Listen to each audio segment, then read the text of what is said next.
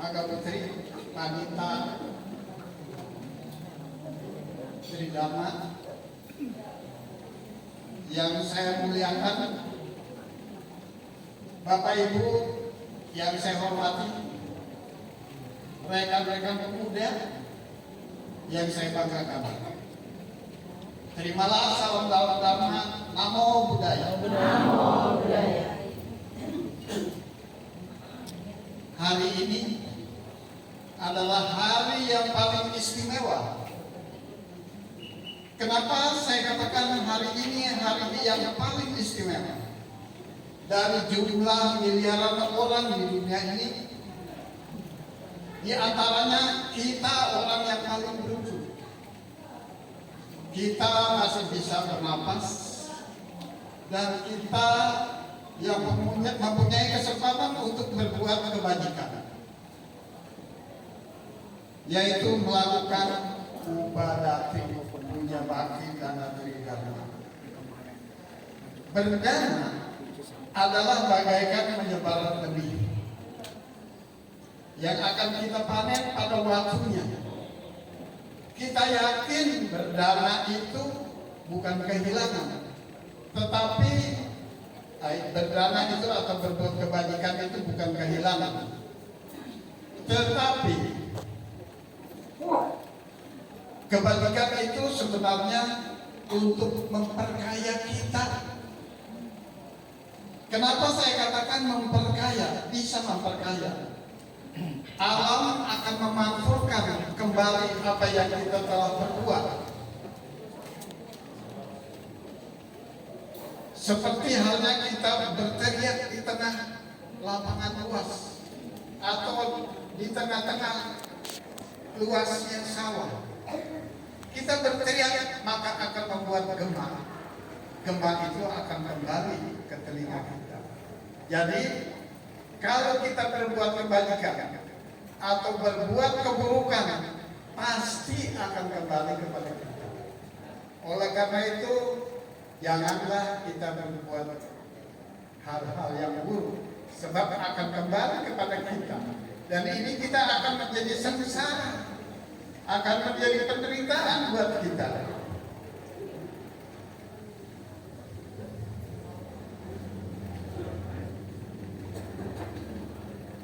Kita bersyukur hari ini adalah ada wadah, ada tempat untuk memberi, ada tempat untuk berdana.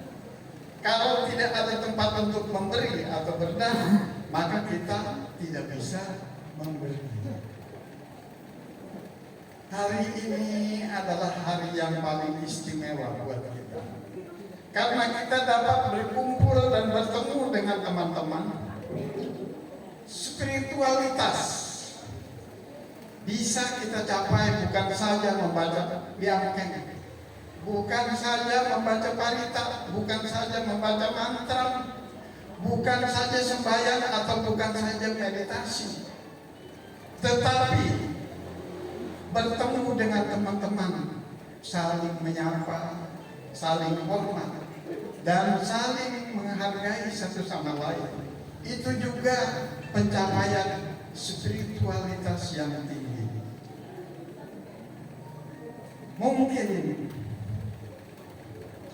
Mungkin saja esok lusa kita tidak bisa lagi berjumpa dengan teman-teman tercinta. Sekarang ini kita punya kesempatan bertemu dengan teman-teman kita yang tercinta. Alam telah mengajarkan kita dalam ajaran Guru Agung Lauce. Kita dianjurkan agar hidup selaras dengan alam.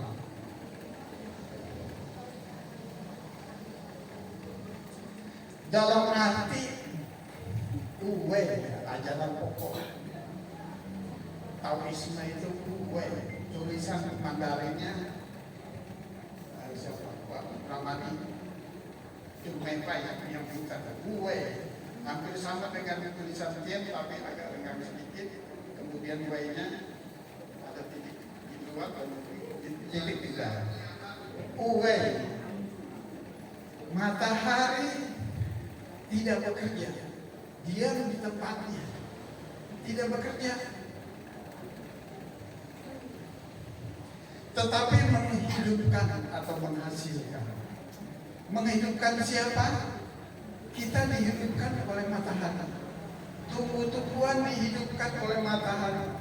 Binatang, semua binatang dihidupkan oleh matahari. Tanpa matahari, semua kehidupan mati. Begitu juga bumi. Bumi itu sumber dari makanan semua makhluk. Tumbuh-tumbuhan hidup di bumi. Binatang hidup di bumi. Kita hidup di bumi.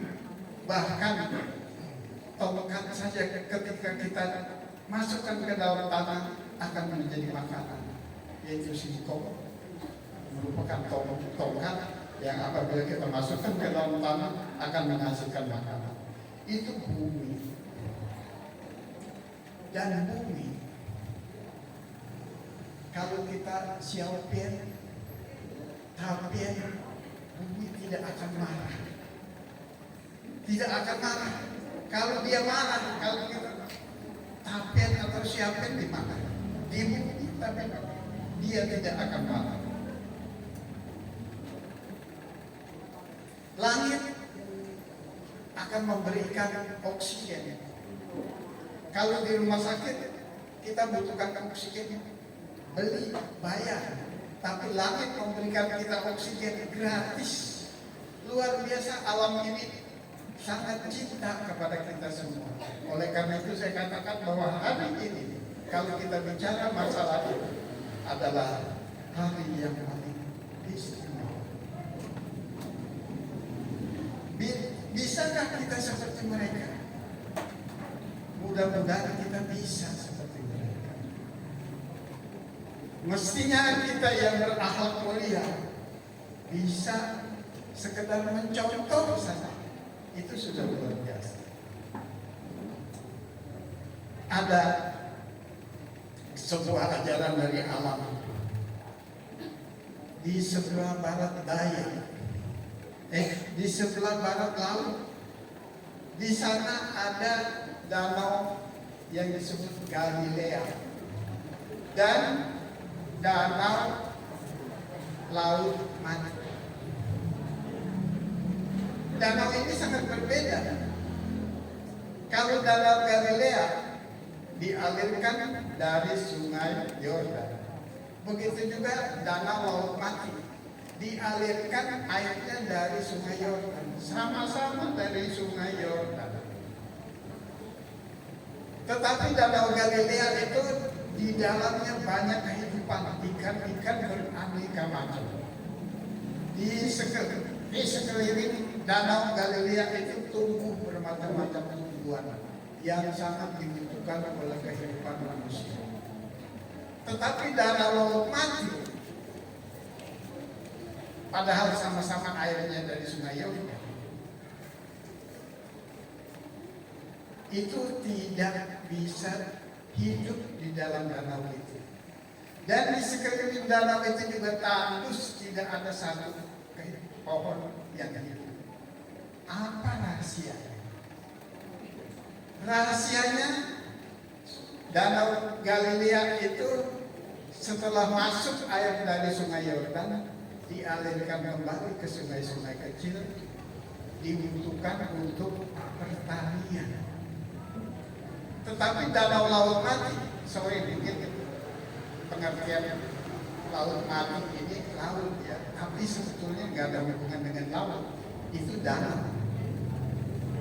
Danau Laut Mati itu setelah mendapat aliran dari Sungai Yordan, itu tidak dikeluarkan kemana-mana, diserap oleh danau itu sendiri, sehingga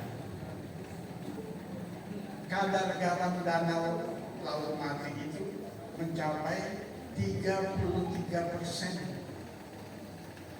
Kadar garamnya 33%. Jadi kalau kita melepas ikan lele yang biasa hidup di lumpur pun hidup, tapi kalau kita cemplungkan ke danau Laut Mati, jadi ikan asin. Jadi ikan asin. Dan kalau ada anak yang belum bisa berenang, kita lemparkan ke danau laut mati, bisa berenang.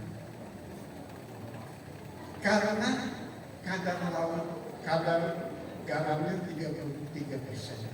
Kalau kita bandingkan dengan lautan Hindia, lautan Atlantik, lautan lautan Teluk, ya, itu 0,3% berdasarkan penyelidikan. Kadar garamnya cuma 0,3%, sedangkan kadar laut mati 33%.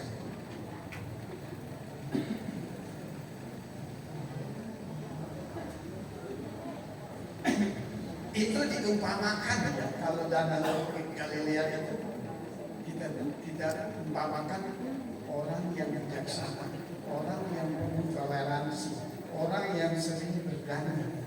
Tetapi danau laut mati itu ibaratnya orang yang kikir. Kalau punya apa-apa untuk kehidupan sendiri, ditaruh mungkin di kolom ranjang, ibaratnya seperti itu. Jadi ibaratnya seperti danau laut mati, hidup tapi mati.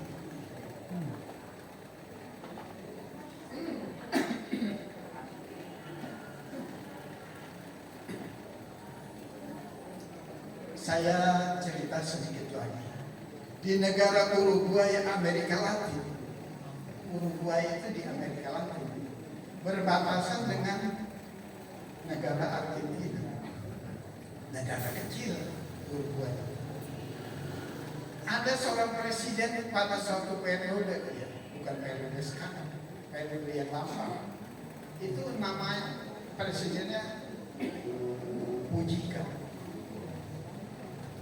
Digaji oleh negaranya itu 120 juta. Kalau dikurs rupiah, itu 120 juta. Tetapi yang beliau ambil untuk kepentingan keluarganya itu cuma 800 ribu.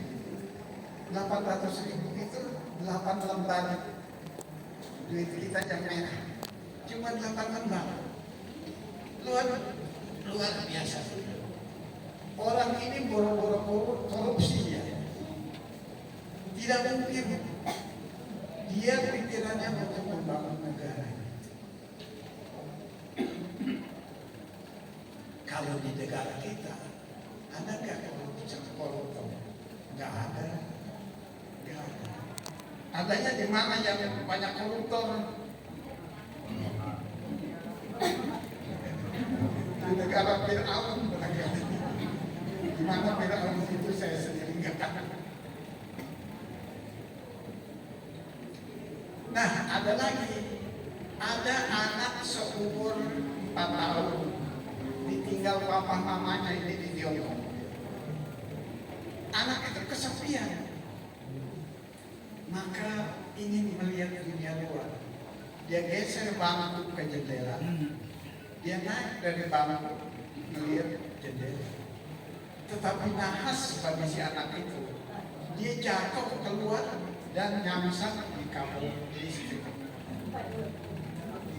Nyamsak. Ada seorang pemuda dengan cekatan terus mau menolong naik ke tiang listrik. Digendongnya anak itu, diserahkan ke seorang satpam di bangunan yang bertingkat 3.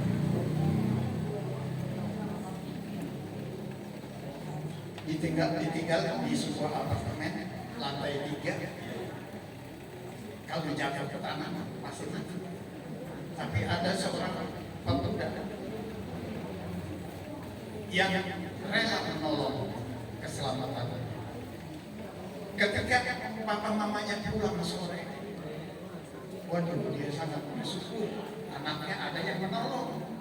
Kalau tidak ada yang menolong, mungkin dia musik-musik jatuh ke tanah. Nah, maka papa mamanya menghimbau melalui media elektronik, media cetak, supaya si penolong itu datang akan menerima imbalan hari dia.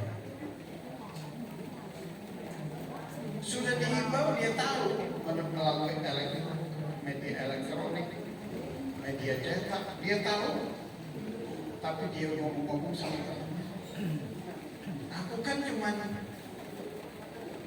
bersedia menolong, aku tidak mencari imbalan, jadi aku tidak mau, biarkan saja.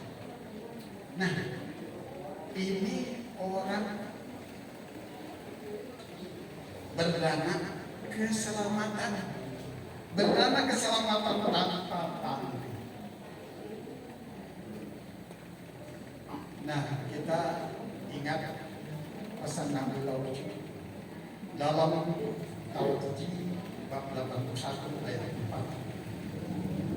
Orang budiman tidak menimbul, semakin banyak ia berbuat kebajikan, semakin besar kebahagiaan yang ia dapat, semakin banyak ia memberi kepada sesama,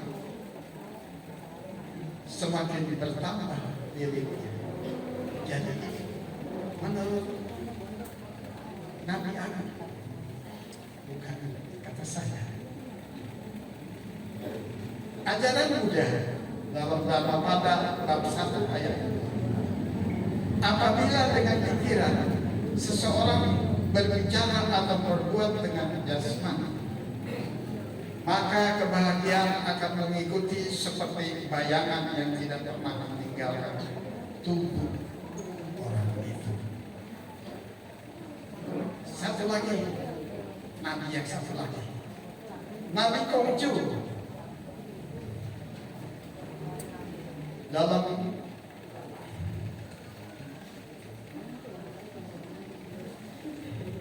Sesuk bab 15 ayat 15. Banyak-banyaklah kita berbuat kebajikan. Andai kata kita mati besok, kita tidak bisa, karena kita sudah banyak berbuat kebajikan. Itu Nabi Kongju pesan. Kemudian terakhir, sekarang hidup kita ini, kita masih hidup. Nanti kalau sudah meninggal, kita mau kemana? Kita mau kemana? Ini penting, bisa kira ya, penting.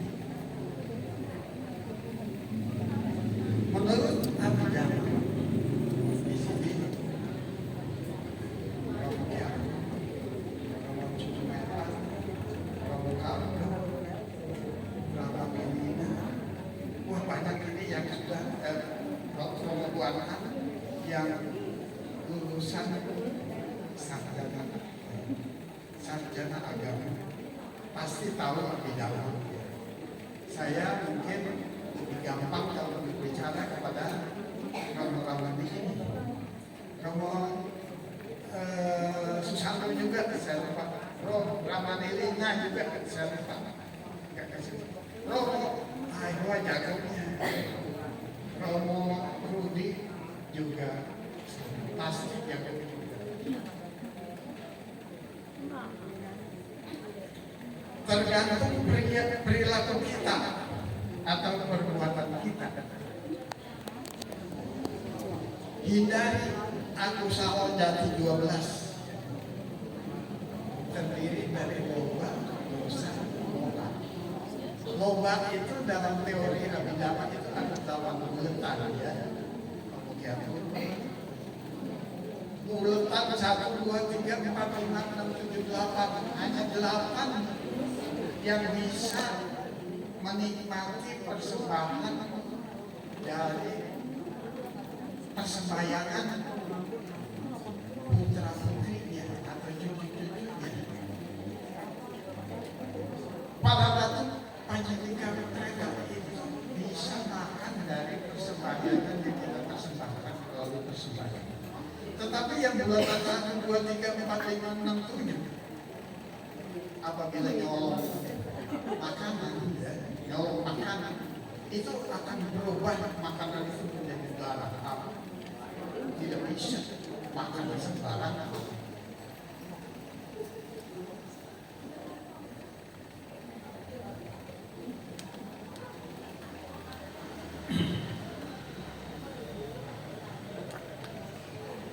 kemudian tadi lupa. Dosa ada 2 bulatan. Menurut teori abidama, dosa ada 2 bulatan. Disebabkan dari kebencian. Apakah membunuh biku sama merah orang tua atau sebagai algojo 20. atau menganiaya binatang Ini kuat 2 jam. dan membunuh makhluk hidup. Korupsi juga termasuk, ya. Membakar kota, membakar rumah dengan menyebut nama Tuhan, rumah dibakar.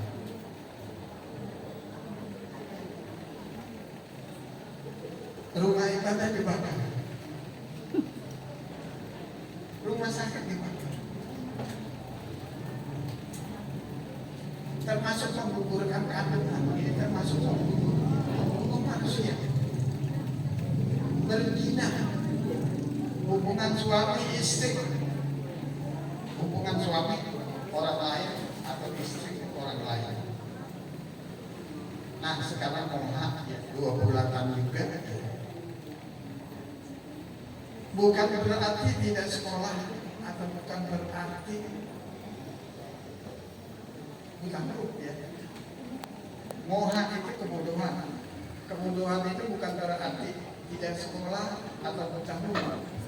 Tetapi kebodohan itu misalnya sudah tahu berjudi itu dilarang agama dan dilarang hukum negara, tapi dilakukan juga. Masuk tauhid itu kan ketahuan itu penjara kan, melanggar hukum negara, tapi dilakukan juga. Apalagi ya,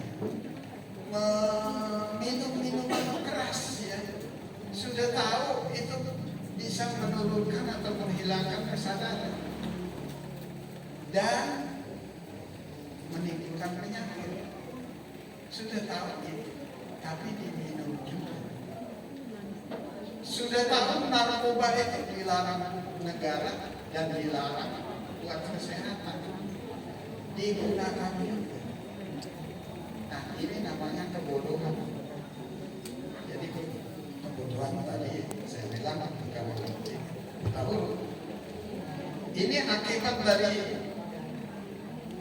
moha, kebodohan terlahir ke alam binatang. Ada binatang yang tidak berkaki, ular, ikan, anjing, belut tidak berkaki.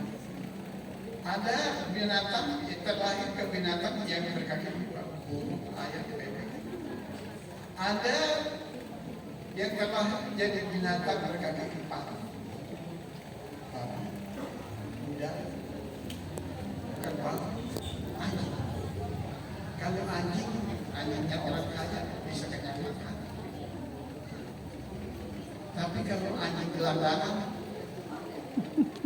bangkai, tapian orang yang tapian di kumpulan itu dimakan.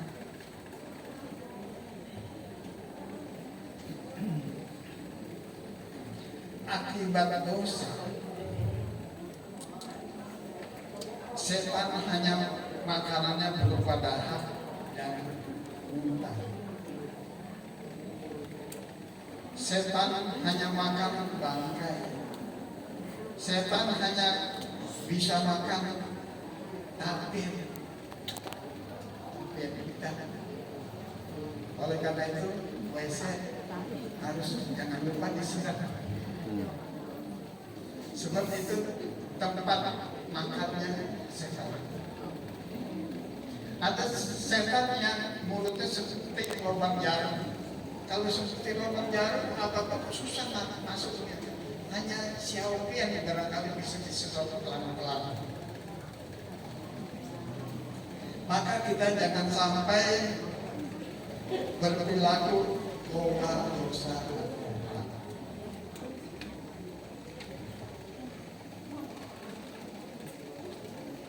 Enggak kelamaan kan? Tapi kalau kelamaan saya sudahi ya. Baru 30 menit dong.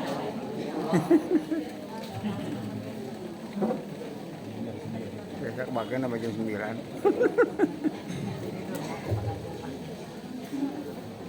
Ini belum datang dari sana.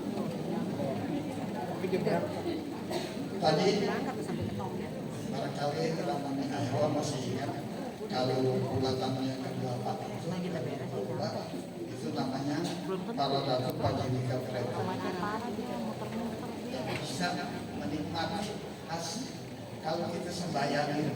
Kalau nggak bisa sembahyang, kita subuhkan makanan, buah-buahan dan minuman itu bisa dinikmati. Jadi tadi saya katakan bahwa ada setan yang memakan air muda, darah dan muntah. Ada setan yang memakan mayat. Ada setan yang memakan kotoran manusia. Ada setan yang mulutnya seperti lubang jarum. Ada setan, macam-macam setan itu. Kalau itu setan makanannya udah khusus.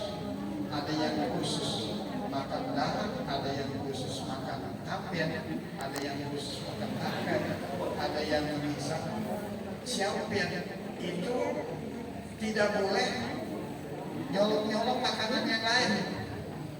Kalau makanan lain dicuri, itu akan berubah menjadi bahan haram. Saya kira kalau terlalu lama, ya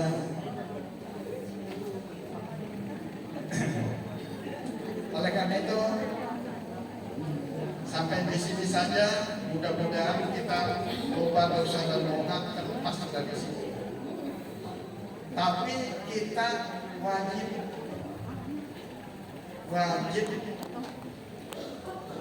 menjaga supaya tidak tergelincir diri lupa dosa dan moha. Kita harus mentaati melaksanakan Pancasila dan melaksanakan Mosian ajaran Nabi Konghucu, melaksanakan Moheng ajaran Nabi Laucu. Kenapa? Apakah itu beda? Sama. Nggak tahu. Kalau ajaran Mosian, Moheng, ya, ajaran Nabi Laucu itu logam, ya, jin, ya, logam itu jin, ya, jin logam. Jin itu logam itu lambang pedang. Kalau ajaran Nabi Konghucu itu di kebenaran. Orang yang menjunjung tinggi kebenaran tidak bisa melanggar hukum. Kemudian ajaran dari Pancasila itu adalah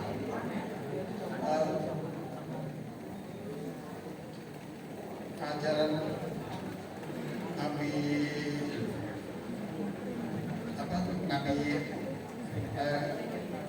agama Buddha itu adalah menjunjung tinggi kebenaran, yaitu tidak mencuri. Orang yang menjunjung tinggi kebenaran adalah orang yang tidak suka mencuri. Kemudian api, ya, api itu sumber amarah, sumber nafsu. Dalam ajaran Nabi Konghucu itu susila. Orang yang susila itu tidak mungkin berzina. Dan seterusnya akhirnya pas pada sebenarnya Pancasila Buddhis, Mosian dan Moheng itu sama. Samkau Itli, ya, Samkau Itli. Terlalu lama, ya. Sudah saya sudahi. Saya doa untuk Romo Ramani, Panita, Maka Putri, dan semua Bapak Ibu serta rekan-rekan pemuda yang berbahagia. Yakinlah tiang Tuhan yang Maha Esa dan Trinawi Agung selalu membimbing, melindungi dan memberkati kita semua. Berbahagialah kita semua yang telah membuka hati dan pikiran dalam menerima dharma mulia ini. Om Mani Padme, mekarlah permata terata suci, mekar.